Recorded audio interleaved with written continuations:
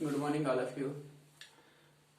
आज बेटा हम एक टॉपिक पढ़ेंगे जिसका नाम है गैस्ट्रिक जूस। ठीक है,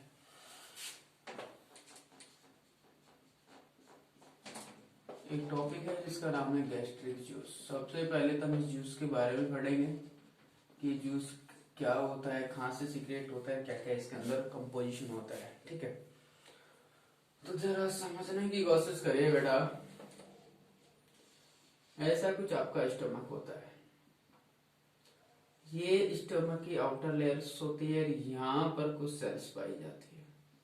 मुख्य रूप से दो प्रकार की सेल्स पाई जाती है, चीप सेल या फिर पेराइटल सेल्स। पेराइटल सेल्स को ऑक्सेंटिक सेल भी कहते हैं। दो प्रकार की सेल्स पाई जाती है और ये सेल्स कुछ एंजाइम का निर्माण करती है, कुछ हार्मोन, कुछ इनऑर्गेनिक कंपोनेंट्स का निर्माण करती है। कुछ ऐसे एंजाइम हैं जो डाइजेशन में हेल्प करते हैं, उनका भी फॉर्मेशन कौन करती है, पेराइटल और चीप सेल करती है। तो गैस्ट्रिक जूस का सीक्रेशन यहाँ की जो सेल्स हैं वही बनाती है, बाहर की कोई सेल्स नहीं बनाती है। तो इस सेल्स इसमें फ्लूइड के साथ में कुछ सीक्रेशन, तो यहाँ पर जैसे सीक्रेट करती है म्यूसिन वगैरह, जो भी फ्लूइड है, एंजाइम है, पेप्सिनोजन, लाइसोजाइम जो भी है, उनको सीक्रेट करती है। और इनके अलावा एक HCl सीक्रेट करती है जो कि प्रचुर मात्रा के अंदर आपके स्टमक के 2/3 पार्ट में रहता है। और ये एंजाइम भोजन के डाइजेशन में हेल्प करता है, बैक्टीरिया को किल करता है, बहुत फंक्शन होते हैं। तो गैस्ट्रिक जूस की बात करें बेटा, तो सबसे पहले जनरली बात करते हैं कि यह स्टमक की सेल्स के द्वारा रिलीज होता है, ये सीक्रेट होता है। अब स्टमक सेल्स में दोनों की दोनों सेल्स का नाम आएगा। यह जो फ्लूइड होता है वो लगभग 1.5 से 2 लीटर पर डे सीक्रेट होता है। तीसरी बात, इसका जो pH होता है ये 1.2 से 2 होता है। एसिडिक होता है क्योंकि वहां पे बेटा HCl प्रचुर मात्रा में होता है। कलर इसका कोई कलर नहीं होता, तो इसको हम कलरलेस बोलते हैं। इसका फ्लूइड का कोई कलर नहीं होता। तीसरी बात आते बेटा ऑड्यूर की यदि बात करें, गंध की यदि बात करें, तो इसमें कोई किसी प्रकार की गंध नहीं आती है। जनरली ये पैरामीटर्स हैं आपके HCl के या फिर गैस्ट्रिक जूस के। गैस्ट्रिक जूस मुख्य रूप से 2 सब डिवाइड से मिलकर बना होता है। पहला सब डिवीजन होता है कि गैस्ट्रिक जूस के अंदर कुछ ऑर्गेनिक 99.5% तो इसमें वाटर होता है और बाकी का बचा हुआ 0.5% इसके अंदर ऑर्गेनिक या फिर यूं बोल सकते हैं सॉलिड पार्ट होता है। सॉलिड पार्ट में भी 2 चीजें होगी, ऑर्गेनिक और इनऑर्गेनिक, कार्बनिक और अकार्बनिक। ऑर्गेनिक में आपके बेटा एंजाइम आते हैं, क्या आते हैं आपके एंजाइम और HCl। इनऑर्गेनिक के अंदर आपके potassium, calcium, phosphate, calcium bicarbonate, ये चीजें आपकी इनऑर्गेनिक में आती है।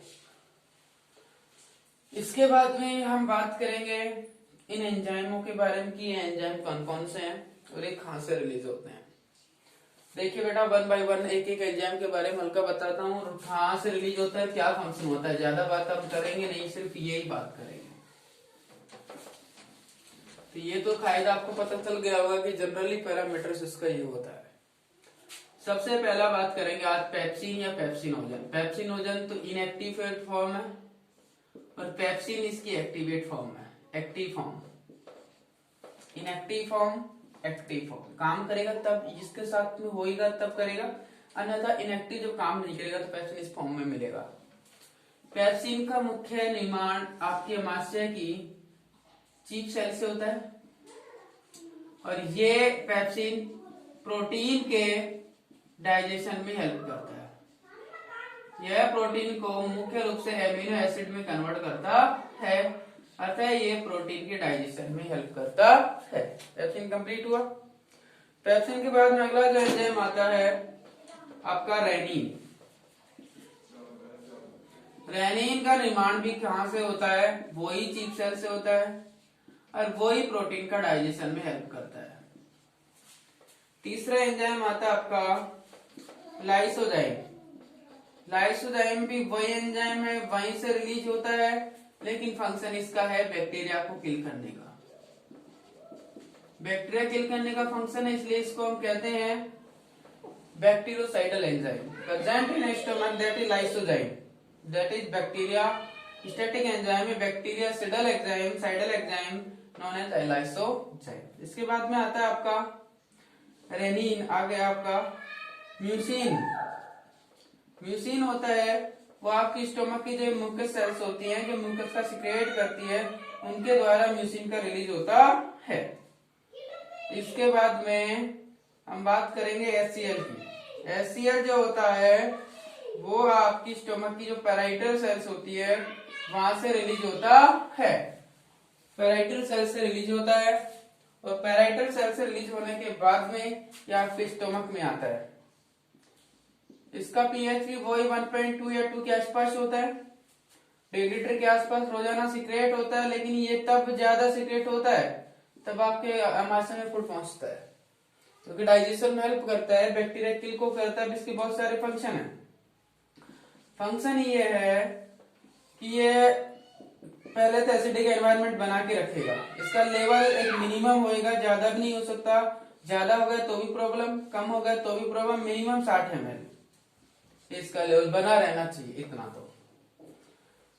इसके बाद में कोई एंजाइम आपका शायद रह गया हो तो कोई बात नहीं ना, बाकी मेरे हिसाब से कंप्लीट हो गए। अब हम बात करेंगे फंक्शंस की, इसके फंक्शन क्या क्या है। डाइजेस्टिव फंक्शन, क्योंकि ये भोजन का डाइजेशन कर रहे थे, एंजाइम इसमें अंदर प्रेजेंट है वो। एक और रह गया इंट्रिंसिक फंक्शन। इंट्रिंसिक का मतलब होता है आपके क्लोटिंग फैक्टर होते हैं इंट्रिंसिक और एक्सट्रिंसिक। इंट्रिंसिक जो फैक्टर नंबर 2 होता है, 7 होता है, 9 होता है, 10 होता है, इनका निर्माण भी आपके स्टमक में होता है, इसलिए इसका सेकंड फंक्शन है इंट्रिंसिक फंक्शन, या यूं बोल सकते हैं आप लोग इसको कि हीमोपोएसिस फंक्शन। हीमोपोएसिस का मतलब भी वही होता है कि आपका निर्माण करना किसका, क्लोटिंग फैक्टर का, तो ये भी इसका फंक्शन होता है। थर्ड फंक्शन होता है बैक्टीरियोसाइडल का या एंटीसेप्टिक फंक्शन। बैक्टीरियोसाइडल भी वही बात है, यूं बोल सकते हैं एंटीसेप्टिक फंक्शन। एंटीसेप्टिक फंक्शन का मतलब होता है कि बैक्टीरिया को किल भी करता है, ये एंजाइम जो होते हैं या एचसीएल जो होता है। इसके बाद में थर्ड जो फंक्शन है आपका इंट्रिंसिक हो गया स्टोरेज फंक्शन, क्योंकि आमाशय इनका स्टोरेज होता है, स्टोमक इनका क्या होता है, स्टोरेज होता है, तो ये भी इसका फंक्शन होता है। फूड को क्या करना, लंबे समय तक प्रिवेंट करना, किससे, बैक्टीरिया से, तो ये आपको बीमारी होने से बचाना, ये भी फंक्शन किसका होता है, आपके इन्हीं का ही होता है। तो ये कुछ था गैस्ट्रिक जूस के बारे में, ये सिर्फ उनके बारे में था, तो गैस्ट्रिक जूस के बारे में। गैस्ट्रिक जूस होता है क्या है, कहाँ से सीक्रेट होता है, कहाँ क्या होता है, ये था। अब हम बात करेंगे कि इसके इवोल्यूशन कैसे, माइक्रोस्कोपिक एग्जामिनेशन कैसे करते हैं। देखो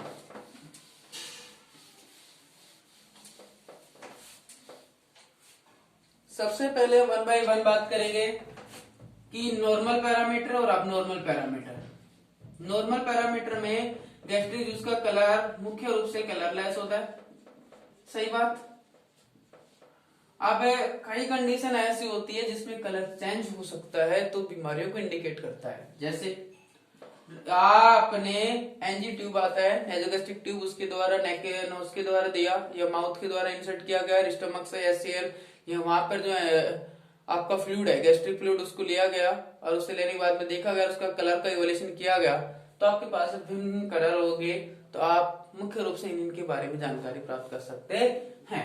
यदि रेड कलर हुआ, रेड कलर हुआ तो इंडिकेट करता है कि ब्लड है, उसमें उसके अंदर ब्लड है। अब वो ब्लड होने के कई कारण हो सकते हैं, या तो बेटा ब्लड कब हो सकता है, इसके अंदर ब्लड है, इसका मतलब ये यहाँ की रप्चर हो सकी है मेम्ब्रेन, और ये मेम्ब्रेन रप्चर होने का कारण क्या था, एचसीएल। एचसीएल ने इसको डिस्ट्रक्शन कर दिया, और ऐसा यदि रप्चर हो गई तो इस कंडीशन को बोलते हैं पेप्टिक अल्सर। पेट के अंदर छाले होना, पेप्टिक अल्सर। यहाँ की स्टमक की यदि म्यूकस मेम्ब्रेन रप्चर हो जाए तो उसको पेप्टिक अल्सर कहते हैं। तो उस कलर में आपको ब्लड मिलेगा, तो रेड कलर अबनॉर्मल होता है जो ब्लड को इंडिकेट करता है। येलो कलर यदि हो, ग्रे कलर यदि हो, देखो, और आपका ग्रीन कलर यदि हो, 3-4 कलर है। येलो कलर, यदि बाइल प्रेजेंट हो, यदि बाइल स्टोमक में प्रेजेंट होगा तो आपका गैस्ट्रिक जूस का कलर येलो होगा, तो ये इंडिकेट करता है कि बाइल प्रेजेंट है, समथिंग वहां पे। ग्रे कलर ये प्रेजेंट करता है यदि आपने अभी खाना खाया है, तो आफ्टर फूड खाने के बाद में कलर जो होता है गैस्ट्रिक जूस का वो ग्रे हो सकता है। ग्रीन इंडिकेट करता है आपका, ग्रीन ये इंडिकेट करता है जो आपका बाइल है, जो भोजन के डाइजेशन में हेल्प कर रहा है, वो काफी दिन से पुराना है, वहां पड़ा हुआ है, वो उसी की वजह से उसका कलर चेंज हो गया। तो ये इसका कलर इवोल्यूशन है। कलर में हम जनरली ये चीजें देखते हैं। इसके बाद में कलर के बाद में बात करें पीएच की। किसकी? पीएच की। पीएच जो नॉर्मली 1.2 से 2 होता है। अब देखो, यदि नॉर्मल अमाउंट पीएच हो HCl का, HCl की मात्रा सीमित हो, दोनों का नॉर्मल हो, उस कंडीशन को बोलते हैं यूक्लोरेडिया। यूक्लोरेडिया जब नॉर्मल हो, 60 ml हो, पीएच इतना हो, तो उसको यूक्लोरेडिया बोलते हैं। अब 3 कंडीशन हो सकती है, HCl का लेवल बढ़ सकता है, घट सकता है, और बिल्कुल ही खत्म हो सकता है, एब्सेंट। तीनों कंडीशन देखो, HCl का लेवल बढ़ सकता है, HCl का लेवल घट, अब नॉर्मल में, नॉर्मल में तो ऐसे होने से रहा, यदि किसी पर्सन को कोई बीमारी है तब हो सकता है, HCl बढ़ सकता है, घट सकता है, और एब्सेंट हो सकता है। बढ़ना, बढ़ना इंक्रीज होना तो हाइपर, और ये ड्रम जो HCl के लिए आ रहा है क्लोराइडिया। यदि HCl के लेवल बढ़ गया तो उसको हाइपरक्लोराइड कहेंगे। और ये कब बढ़े HCl का लेवल? यदि ज्यादा बढ़ेगा तो HCl यहां तक फिल हो जाएगा, ऊपर तक जाएगा।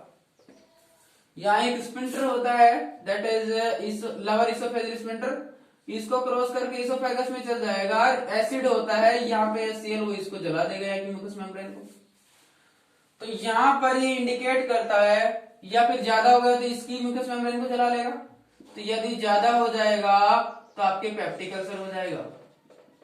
क्या बीमारी हो सकती है? पेप्टिक अल्सर हो सकता है। ऊपर जाके इसको जला देगा, इसोफेगस को, तो उसको बोलते हैं GERD, gastro oesophageal reflex disease. आपका HCl ऊपर गया, और ऊपर जाने से HCl ने क्या किया? इसोफेगस की म्यूकस मेम्ब्रेन को जला दिया, GERD। ठीक है। डिक्रीज हो जाए, HCl डिक्रीज हो जाए तो डिक्रीज को बोलते हैं हाइपो, अल्ट्रम ऐसे की ऐसे। कब हो सकता है ऐसा? जब कि सर कम इसलिए हो सकता है यदि सर इसमें इंफेक्शन हो जाए, इस आमाशय के अंदर, स्टोमक के अंदर इंफेक्शन हो जाए तो उसको कहेंगे गैस्ट्राइटिस। गैस्ट्राइटिस हो जाएगा तो यहाँ पर जो सेल्स है प्रॉपर रूप से HCl का सिक्रेशन नहीं करेगी तो HCl कम होएगा, और कम होएगा तो उस कंडीशन को हम क्या कहेंगे? हाइपोक्लोराइडिया की HCl का लेवल क्या हो गया? कम हो गया। ओके। एब्सेंट, अब एब्सेंट है ही नहीं, तो ये एब्सेंट तब हो सकता है जब आपके स्टमक की सेल्स डैमेज हो जाए। अब डैमेज हो जाएगा तब बिल्कुल सीक्रेट नहीं होगा, कम हो सकता है, ज्यादा हो सकता है, लेकिन बिल्कुल तो तभी हो सकता है जब वहां कोई इंजरी और वो पूरी डैमेज हो जाए। अब पूरी डैमेज हो जाएगी तो HCl बिल्कुल नहीं है, तब जाके ये तीनों कंडीशन आपकी HCl की उत्पन्न होती है। जनरल कितना होता है, अधिक कितना होता है, नॉर्मल कितना होता है, वो आपको पता है, 60 ml होता है। बढ़ जाए, घट जाए, कौन कौन सी परेशानी हो सकती है। इसके बाद में हम बात करेंगे, पीएच हो गया। पीएच के बाद में हम बात करेंगे ओड्यूर की।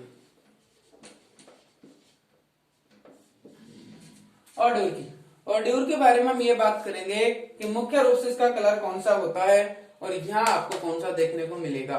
देखो, ओड्यूर में मुख्य रूप से ओड्यूर नहीं होता है तो उसको ओड्यूरलेस कहेंगे।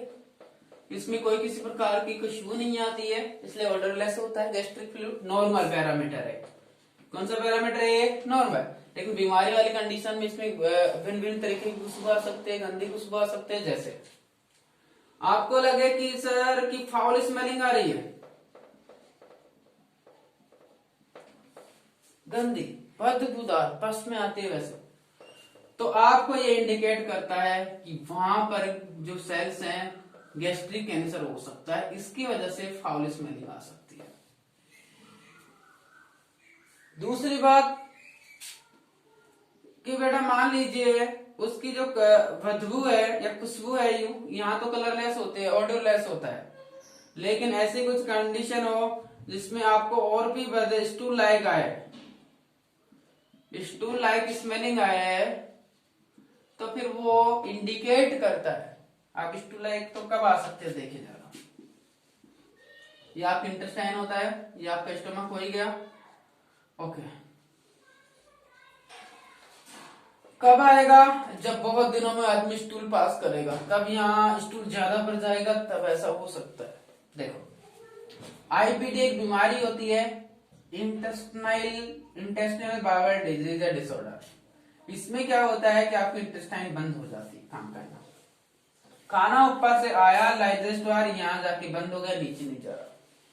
अब नीचे नहीं जा रहा तो काफी दिनों तक भोजन वहां पड़ा हुआ है, भोजन पड़ा हुआ तो सड़ेगा, तो ये नीचे तो जा नहीं रहा, यहाँ से ब्लॉक इसकी वजह से, और ये खाना ऊपर की तरफ प्रेशर लगा रहा है, तो इसकी खुशबू या दुर्गंध आपको गैस्ट्रिक जूस से पता की जा सकती है। तो मुख्य रूप से स्टूल लाइक स्मेलिंग किसमें आती है? आपकी आईबीडी में, इंटेस्टाइनल बाउल डिजीज। तीसरा है आपका एल्कोहलिक, अल्कोहल जैसी खुशबू आए, इसका मतलब आदमी ने क्या पी रखी है? अल्कोहल। तो अल्कोहल यदि पी रखा है तो अल्कोहलिक लाइक खुशबू उसमें देखने को मिल सकता है। तो ये कुछ नॉर्मल पैरामीटर थे ऑडोर के, पीएच हो गया, ऑडर हो गया, कलर हो गया, तीन हो गए। अब माइक्रोस्कोपिक एग्जामिनेशन को देखिएगा कि जनरली क्या होना चाहिए, क्या हो सकता है।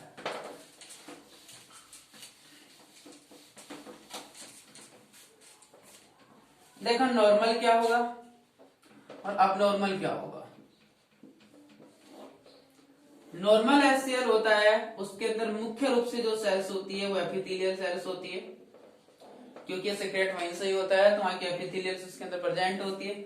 लेकिन यदि बीमारी वाली कंडीशन हुई तो उसके अंदर आपको आरबीसी देखने को मिल सकती है। आप उस फ्लूइड को निकाले वहां से नेजोगैस्ट्रिक ट्यूब के द्वारा डाल करके और उसको माइक्रोस्कोप में देखे, तो तब आपको जनरली नॉर्मल यदि एचसीएल सही है किसी हेल्दी पर्सन का तो उसके अंदर एपिथेलियल सेल्स प्रेजेंट रहेगी, अन्यथा किसी बीमार पर्सन का है तो उसके अंदर आरबीसी प्रेजेंट रह सकती है। दूसरा है इसके अंदर बैक्टीरिया कम मिलेंगे, या यूं बोले यदि आपका नॉर्मल है तो उसके अंदर बैक्टीरिया खूब मिलेंगे। क्यों? क्योंकि यहाँ पर बैक्टीरिया यूं बोले सॉरी कि यदि नॉर्मल है तो आपके गैस्ट्रिक जूस में बैक्टीरिया कम मिलेंगे, बिकॉज एचसीएल उसको किल कर देगा। लेकिन अब नॉर्मल है तो आपके बैक्टीरियाओं की संख्या या ग्रोथ उसकी ज्यादा मिल सकती है। तीसरी बात, हम लोग जनरली यदि देखें तो नॉर्मल गैस्ट्रिक फ्लूइड के अंदर एचसीएल ज्यादा होता है, लेकिन यहाँ आपको एचसीएल कम भी मिल सकता है या फिर आवश्यकता से ज्यादा मिल सकता है। यहाँ पर जनरली अपन माइक्रोस्कोप एग्जामिनेशन करेंगे तो आपको कोई फर्स्ट सेल नहीं पाई जाएगी। फर्स्ट सेल का मतलब कोई बैक्टीरिया वायरस नहीं होगा, लेकिन यहाँ पर यदि आपको करेंगे तो पस का फॉर्मेशन हो जाएगा, क्योंकि बैक्टीरिया की ग्रोथ ज्यादा हो रही थी। मुख्य रूप से ये कुछ माइक्रोस्कोपिक एग्जामिनेशन हो सकते हैं। अब ये चीजें हम कर क्यों रहे हैं, ये इवैल्यूएशन कर क्यों रहे हैं, तो मुख्य रूप से कुछ बीमारियों का पता लगाने के लिए। जैसे किसी पर्सन को पेप्टिक अल्सर हो तो उसका पता लगाने के लिए हम इवैल्यूएशन करेंगे। पेप्टिक अल्सर में क्या पता चलेगा कि सर एचसीएल का लेवल ज्यादा हो गया, उसकी वजह से वहां की मेम्ब्रेन जल गई एचसीएल की वजह से, तो उसको पेप्टिक अल्सर कहेंगे। या सर गैस्ट्राइटिस हो गया हो, इन्फेक्शन हो गया हो, इन्फेक्शन की वजह से वहां सेल्स डैमेज हो गई और एचसीएल का लेवल क्या हो गया हो, कम हो गया हो। तीसरी बात कि सर जीईआरडी हो, गैस्ट्रोएसोफेजियल रिफ्लक्स डिजीज, ऐसी रिफ्लक्स जिसमें ऊपर वाला स्पिंडर कमजोर हो गया और कमजोर होने की वजह से एचसीएल ने प्रेशर लगाया आपके इसोफेगस पे, अगर आपको खट्टी खट्टी डकार फील हुई तो वो बीमारी कोलिशन के लिए अपन इसका इवैल्यूएशन कर सकते हैं। तीसरा कि सर यदि गैस्ट्रिक या स्टमक कैंसर हो तो इसका इवैल्यूएशन करने के लिए भी हम माइक्रोस्कोपिक एग्जामिनेशन कर सकते हैं। 4 करते हैं एच पाइलोरी एक बैक्टीरिया होता है जो आपके स्टमक में मुख्य रूप से पाया जाता है। आपके बॉडी के लिए ये हार्मफुल नहीं होता है जबकि ये लाभदायक होता है। तो इसकी होने वाली बीमारियां, इसका इवैल्यूएशन करने के लिए हम गैस्ट्रिक जूस का इवैल्यूएशन कर सकते हैं। तो ये निम्न बीमारियां थी जिसके बारे में हमने चर्चा किया। या कोई क्लॉटिंग फैक्टर डिसऑर्डर हो, किसी पेशेंट के अंदर सिंथेसिस नहीं हो रहा हो, तो उसके अंदर भी अपने गैस्ट्रिक जूस का इवैल्यूएशन कर सकते हैं। बाकी ये कंप्लीट हो गया है। किसी को फिर भी कोई इश्यू हो तो आप बता सकते हैं कि सर इस माइक्रोस्कोपिक एग्जामिनेशन में ये समझ में नहीं आया, ये क्यों करते हैं। एचसीएल के लिए कुछ स्पेशल टेस्ट भी करते हैं, टॉफस टेस्ट, बाउस टेस्ट, ये टेस्ट और भी होते हैं जो हम करते हैं, परफॉर्म करते हैं। ठीक है, बाकी ये इतना ही होता है। किसी को कोई परेशानी होती है